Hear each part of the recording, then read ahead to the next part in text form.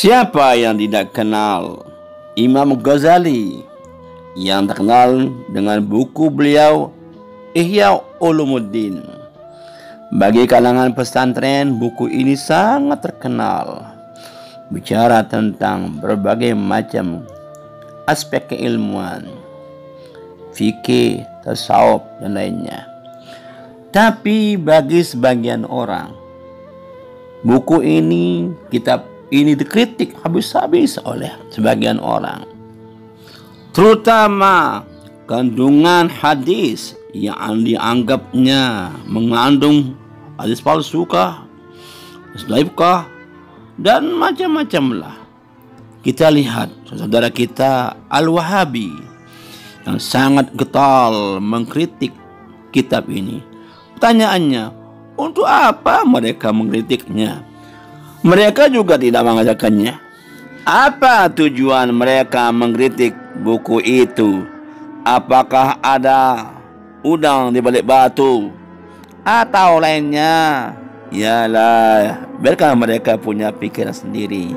Walaupun demikian, perlu ditanggapi kritikan itu sehingga memberikan keyakinan bahwa buku Ihya Ulumuddin bukan sembarang buku, tetapi buku itu merupakan buku hujjah Islam yang mengandung berbagai nasihat, dan bukan banyak hadis dhaif, tetapi banyak hadis sahih yang dijadikan sebagai penelitian oleh orang-orang yang peduli tentang buku itu. Berikut ini beberapa video tentang kritikan yang dilontarkan oleh kawan-kawan Wahabi terhadap buku Ihya Ulumuddin. Semoga bermanfaat bagi kita semua. Kayak pengikut Imam Ghazali tuh, yang kurang ajar, yang taklidnya tuh. Lawang Imam Ghazali sendiri mengatakan bidhaati fi ilmil hadis misjaf. Ilmuku tentang ilmu hadis itu lemah, kata Imam Ghazali. Makanya beliau meninggal megang Sahih Bukhari, Imam Ghazali. Cuma muridnya kadang nyetak Ihya Ulumuddin, betul? Disebarin di semua universitas Islam. Setelah ahlinya mengecek, ternyata dari 1013 hadis di kitab Ihya Ulumuddin, 996-nya dhaif. Kebayang gak tuh? Jadi wajar kalau jebolan Ihya Ulumuddin benci sama sunnah, walaupun ketua sebuah partai Islam, kelompok Islam, organisasi Islam gitu. Jadi kita nggak bisa salahkan juga lawang belajarnya salah. Bilang apa? Tapi lihat orang kalau belajarnya betul, 2 kali kajian tahu bid'ah. Lihat. Tapi kalau orang yang belajarnya nggak betul, bertahun-tahun nggak paham bid'ah.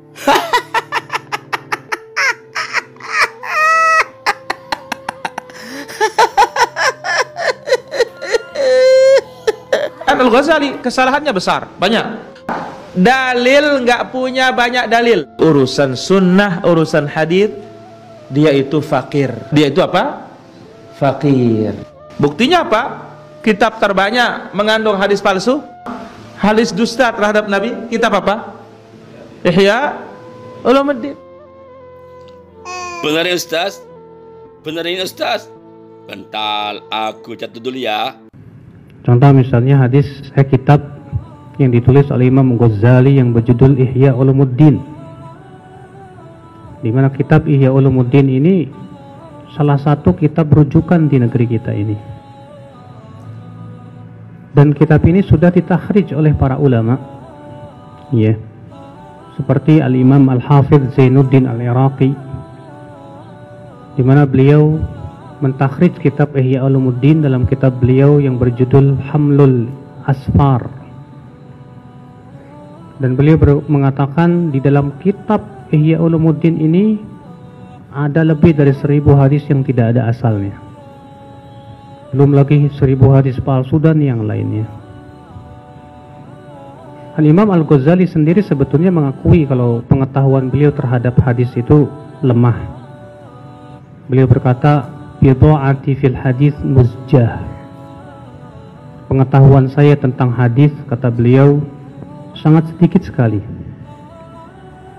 Karena Imam Ghazali hidupnya habis untuk mempelajari ilmu filsafat, membantah ilmu filsafat, yang kemudian di akhir hayat beliau baru kemudian beliau menyibukkan diri mempelajari Sahih Bukhari. Di saat beliau sedang mempelajari Sahih Bukhari, itulah beliau meninggal dunia. Sehingga ya akhwal Islam, itulah diantara sebab kenapa kitab Ihya Ulumuddin ini banyak sekali hadis-hadis yang palsu, yang tidak ada asalnya, dan yang lainnya. Dengan kecanggihan teknologi yang diadakan sekarang ini, maka apa yang diberitakan bahwa Ihya Ulumuddin mengandung hadis-hadis dhaif tidaklah benar, karena banyaknya referensi yang ditemukan bahwa hadis-hadis yang dikandung dalam Ihya Ulumuddin adalah memiliki dasar dan asal, sehingga dia tidak menjadi hadis palsu, hadis dhaif, tapi memiliki sumber-sumber yang dinukil oleh Imam Ghazali dalam Ihya Ulumuddin. Berikut penjelasannya.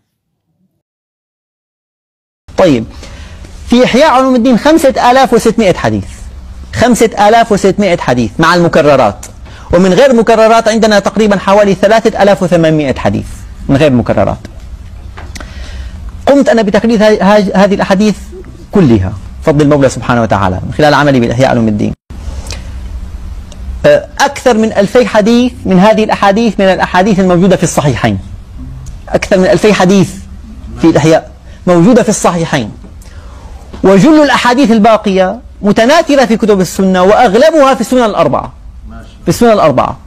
وباقي هذه الأحاديث جلها من كتب الأحاديث المتناثرة كالصحيح صحيح ابن خزيمة، صحيح ابن حبان، ومسند الإمام أحمد بن حنبل وغيرها، ولكن كلها مجموعة ببعض الرسائل التي وضعها الإمام الحافظ ابن أبي الدنيا المتوفى سنة 81 و100 في القرن الثالث الهجري. له رسائل، كان الإمام الغزالي له عناية كبيرة جدا برسائل ابن أبي الدنيا، يأخذها، وكان جل الأحاديث المكتوبة في هذه الرسائل يجعلها في كتابه، ينقلها ينسخها كما هي من كتابه. كتاب العلم الأول، الكتاب العلم الأول مادته الحديثية جلها مأخوذ من كتاب ابن عبد البر، جامع بيان العلم وفضله. وضع هذا الكتاب أمامه وكان ينقل الحديث شيئا حديثا. أنا كنت أضع الكتاب أمامي أقول الآن الغزالي سوف ينقل هذا الحديث، حقيقة ينقل هذا الحديث، يعني صرت أفهم كيف ينقل الإمام الغزالي الحديث. المهم،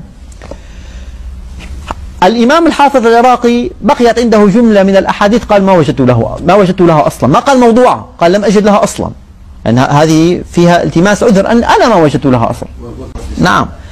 جاء بعده الإمام الحافظ ابن قطلبغة الحنفي، وهو إمام من كبار المحدثين، فاستدرك على الحافظ العراقي بعض ما فاته، قال له أنت لم تجد لها أصلا، لكن أنا وجدت لها أصلا، أنت ما وجدت لها أصلا.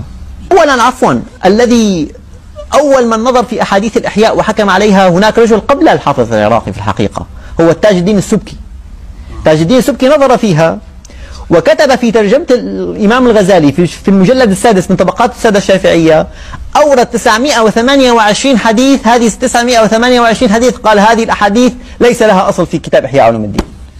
928 حديث رقم كبير جدا.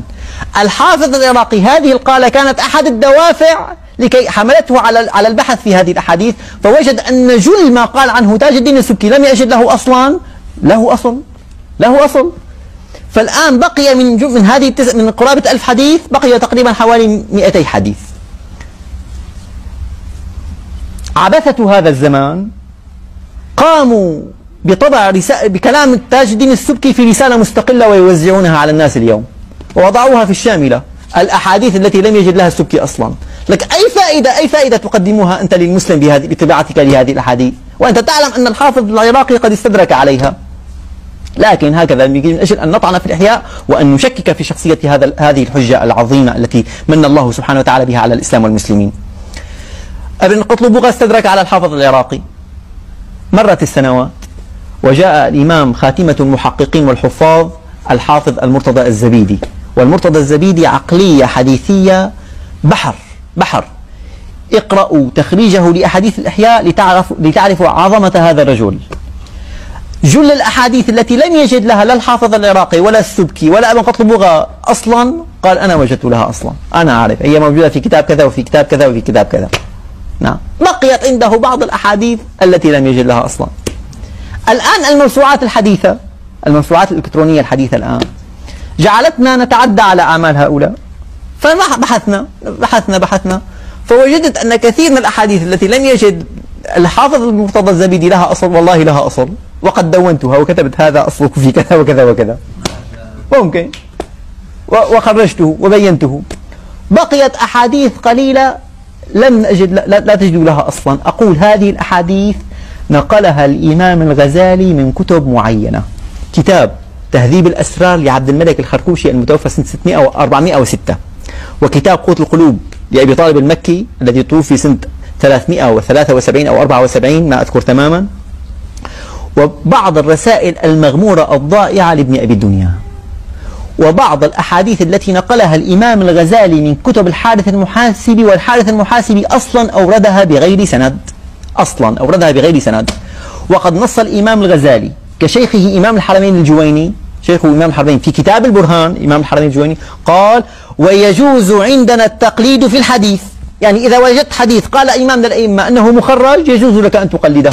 والإمام الغزالي كان يسير على مذهب شيخه في هذه المسألة، فاتبعه وقال بقوله، ونقل أحاديث قوت القلوب وعبد الملك الخرقوشي والإمام ابن الدنيا، نقلها كما هي إلى كتابه إحياء علوم الدين، من باب حسن الظن بهؤلاء الأئمة رضي الله تعالى عنهم وأرضاهم. طيب.